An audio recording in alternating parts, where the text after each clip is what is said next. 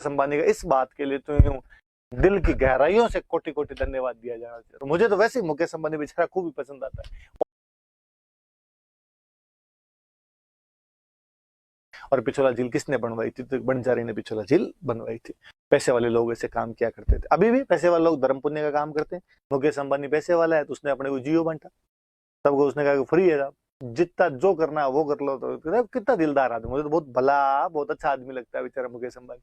कि यार देखो कितना यूं भलाई का काम कर रहा है, भारत को इंटरनेट सिखाया है सबको, अपने को फ्री इंटरनेट दे दे, कम से कम सिखाया तो सही कि ये चीजें देख लो। वरना मुझे वो जमाना भी याद है जब 2G चला करता था।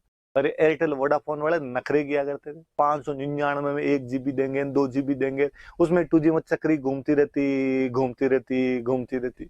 और अपने को लगता है कि ये जो चक्री घूमती है इसका मतलब इंटरनेट है। तो अब पता चला कि नहीं साहब, इंटरनेट अलग चीज होती है। तो मुकेश अंबानी का इस बात के लिए तो यूं दिल की गहराइयों से कोटि कोटि धन्यवाद दिया जाना चाहिए। मुझे तो वैसे ही मुकेश अंबानी बेचारा खूब ही पसंद आता है। और मुझे तो, और जब मुकेश अंबानी ने अपनी बेटी ईशा अंबानी की शादी पीरामल के बेटे के साथ की, पीरामल अपने राजस्थान का है, झुंझुनू में एक छोटा सा कस्बा पड़ता है बगड़, और बगड़ के सेठ थे वो पीरामल, जो बगड़ छोड़ के यहाँ से बाहर चले गए थे, और इतने बड़े सेठ हुए कि मुकेश अंबानी ने अपनी बेटी की शादी।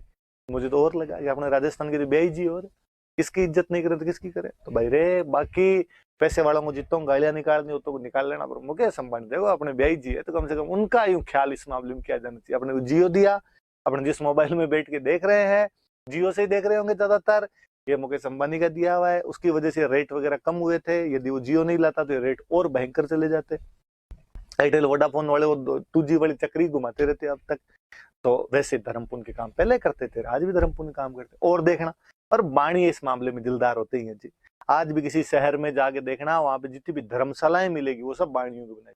आपको नाम मिलेंगे, सेठ कल्याण दास ने अपनी माता की याद में इस धर्मशाला का निर्माण करवाया, सेठ धर्मदास ने अपनी पत्नी की याद में इस प्याऊ का निर्माण करवाया, फलाने सेठ जी के 3 बेटों ने यहाँ पे सराय का निर्माण करवाया। ऐसे खूब सारे काम मिल जाएंगे। तो बाणी पैसे लगा सकते हैं जी, उनको ये धर्म पुण्य के काम रुचते हैं, जचते हैं। वैसे कोई बन जा रहा था, उसने एक झील बनवाई, वो झील कौन सी थी? पिछोला। इस बहाने लोग याद रह जाएगी, आपने खूब सारी बातें कर ली। अब आगे एक और पढ़ते हैं। एक बंदे का नाम लिखा, देखो कुंभाड़ा। फिर एक कहानी।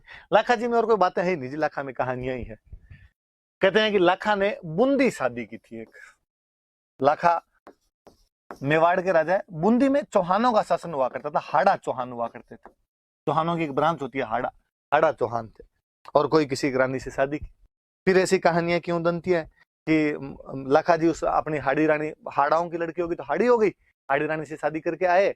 और आने के बाद में जब वो चित्तौड़ आ गए, दूसरे दिन एक राजा जी जब खाना वाना खाने के लिए गए रानी के पास में, तो उन रानी से पूछा कि और मन तो लग गया आपका यहाँ पे? रानी ने कहा कि हाँ जी मन लग गया। कैसे, हमारा चित्तौड़ कैसा लगा? रानी ने कहा अच्छा है। तो बस अच्छा ही है? रानी ने कहा नहीं नहीं नहीं, खूब अच्छा है, पर एक बात कहूँ। राजा ने कहा हाँ बोलो, आपके मन में क्या है, जो भी बात हो। अच्छा तो खूब है, पर हमारे बूंदी जैसा नहीं। लग